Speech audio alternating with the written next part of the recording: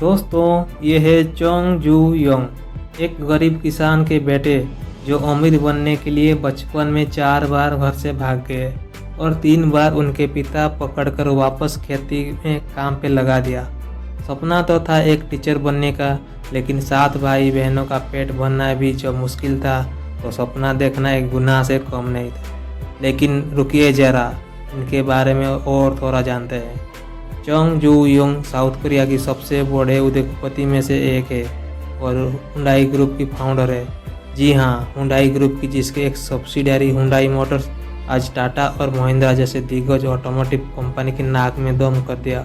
और वास्तव में देखा जाए तो हुंडई इंडियन कस्टमर टाटा और महिंद्रा से भी बेहतर है।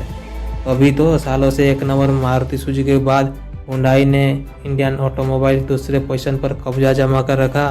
तो चलिए जानते हैं हुंडई की शुरुआत से लेकर आज तक की इंटरेस्टिंग सक्सेस जर्नी के बारे में। दोस्तों, चोंग का जन्म 1915 में नॉर्थ कोरिया एक छोटे से गांव टोंगचोन में हुआ था।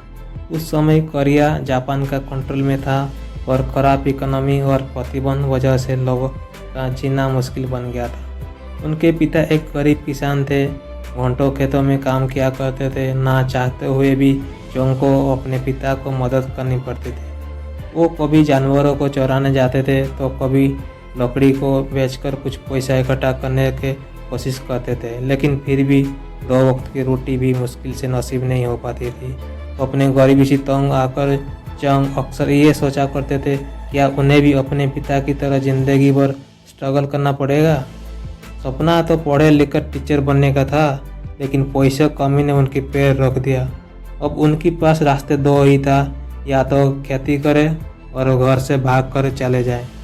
चोंग ने दूसरा रास्ता चुन लिया और 16 साल की उम्र में ही घर से भागे। वो भी एक बार नहीं बल्कि 4 बार। 3 बार तो उनके पिता ने उन्हें ढूंढ निकाल दिया, डांट फटका कर घर वापस आ गए, लेकिन चौथी बार वापस आने के लिए नहीं निकले थे, क्योंकि उन्हें बाहर जिंदगी का वो मजा मिल चुका था जैसे वो खोना नहीं चाहते थे। वो सीधे सियोल पहुंचे, जो आज साउथ कोरिया का कैपिटल है। चोंग ने सियोल जाकर कुछ दिन लेबर स्टार सिटी फैक्ट्री में हैंडीमैन काम की और फिर उन्हें वैक्यूम राइस में डिलीवरी बॉय की एक बेहतरीन काम का नौकरी मिल ली, जिसके उनकी लाइफ पहले से कुछ बेहतर हुई। कम से कम समय में उन्हें 2 टाइम का खाना नसीब होने लगा। कंपनी का मालिक उनके मेहनत देखकर काफ़ी इम्प्रेस हुए और 6 महीने के भीतर ही उन्हें स्टोर अकाउंटेंट बना दिया। और कुछ दिन बाद खराब हेल्थ की वजह से उस राइस स्टोर का चोंग के हाथ में ही बेच दिया। दोस्तों, अभी चोंग की उम्र सिर्फ 22 साल की थी। उन्होंने राइस स्टोर का नाम बदलकर कैम्पबेल राइस स्टोर रख दिया। लो प्राइस के दाम पर अपना एक नया कस्टमर बेस तैयार किया। अगले कुछ सालों तक चोंग ने अच्छा प्रॉफिट कमाया और टाउन की बेस्ट राइस सेलर बन गया। लेकिन किस्मत ने उनकी साथ नहीं दिया और जापानीज कोरियन गवर्नमेंट ने उनकी राइस शॉप की बंद करा दिया। दरअसल चाइना से चल रही वार की वजह से कोरिया में राइस रेशनिंग सिस्टम लागू कर दिया गया था, जिससे जापान उनकी आर्मी राइस सप्लाई किया जा सके।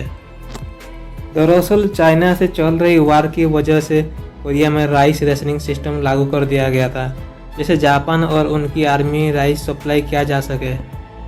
अब चोंग के पास फिलहाल घर वापसी के अलावा और कोई दूसरा रास्ता नहीं था, लेकिन उनकी विजन में कोई बदलाव नहीं आया। 1 साल वो गांव में ही रुके, फिर 1940 में वापस सियोल में कुछ ऐसा बिजनेस स्टार्ट करने का फैसला किया जिसमें जापानीज गवर्नमेंट का कोई हस्तक्षेप ना हो, और काफ़ी सोच विचार कर एक कार रिपेयरिंग बिजनेस शुरू किया। काम भी अच्छा चला और 3 सालों में चोंग के पास 70 लोग काम करने लगे, लेकिन किस्मत एक बार फिर धोखा दे दिया। जापानीज गवर्नमेंट ने वार की इस्तेमाल करने के लिए उनकी गैरेज को स्टील प्लांट के साथ मर्ज कर दिया और सियोल में बढ़ते तनाव देखते हुए चोंग को एक बार फिर अपने गांव वापस लौटना पड़ा। हालांकि चोंग के पास लगभग 50,000 रुपये के युआन का सेविंग थी, जिससे कि उन्होंने अगले बिजनेस के लिए बचा कर रखा। धीरे धीरे समय बीता और जो साल 1946 में सेकेंड वर्ल्ड वार का अंत हुआ तो कोरिया जापान से अलग हुआ और बिना किसी गवर्नमेंट रेस्ट्रिक्शन की चोंग ने अपने सर्विस गैरेज को the Hyundai auto service centre के नाम पे शुरू किया और यूएसएसआर आर्मी का ट्रक रिपेयरिंग काम करने लगे। इसके अलावा सिविल कंस्ट्रक्शन, फिल्म में भी उतरने हुए चंग हुंडई बिजनेस का शुरुआत किया। दोस्तों, आपकी जानकारी बता दूं, हुंडई का मतलब होता है मॉडर्न। कोरिया गवर्नमेंट को वार में डैमेज हुए इंफ्रास्ट्रक्चर और इंडस्ट्री की रिकंस्ट्रक्शन के लिए चोंग जैसे डू और डू डाई इंसान वाले ज़रूरत थी। उसकी वजह से हुंडई सिविल इंडस्ट्री के प्रोजेक्ट मिलने लगी। सोयांगडांग ग्वांगू एक्सप्रेस, दुनिया की सबसे बड़ा शिपयार्ड और कोई न्यूक्लियर प्लांट जैसे बड़े बड़े प्रोजेक्ट को हुंडई सक्सेसफुली कंप्लीट किया। अब समय आ गया था बिजनेस को इंटरनेशनल लेवल पर ले जाने का। सऊदी अरबिया का तरफ से जुबेल इंडस्ट्री प्रोजेक्ट और बहरीन का शिप बिल्डिंग और रिपेयर यार्ड हुंडई की कुछ इंटरनेशनल प्रोजेक्ट का एग्जाम्पल है। चोंग ने 1960 में कोरियन गवर्नमेंट की एक पॉलिसी ने हुंडई की ऑटोमोटिव डिवीजन में एक नई जान डाली। दरअसल गवर्नमेंट ने रूल बनाया है कि कोई भी विदेशी ऑटोमोटिव कंपनी साउथ कोरिया में केवल लोकल पार्टनर के साथ मिलकर बिजनेस कर सकती है। लेकिन अब हुंडई के पास कार बनाने की तकनीक तो ही नहीं, इसलिए चोंग ने 1967 में हुंडई मोटर कंपनी की शुरुआत करके फोर्ड मोटर्स के सहायता में काम करना शुरू कर दिया और 19 में सिर्फ 6 महीना में एक लार्ज असेंबली प्लांट को खड़ा कर दिया। फोर्ड कोर्टिना ने हुंडई कार लॉन्च किया, लेकिन एक गलती हो गई। फोर्ड कोर्टिना ब्रिटेन की सड़कों की डिजाइन की गई एक कार थी, जो कि वार से उभरते साउथ कोरिया की सड़कों या मॉडल फिर फेल हो गया। यहाँ तक कि लोग रिफंड की डिमांड करने लगे।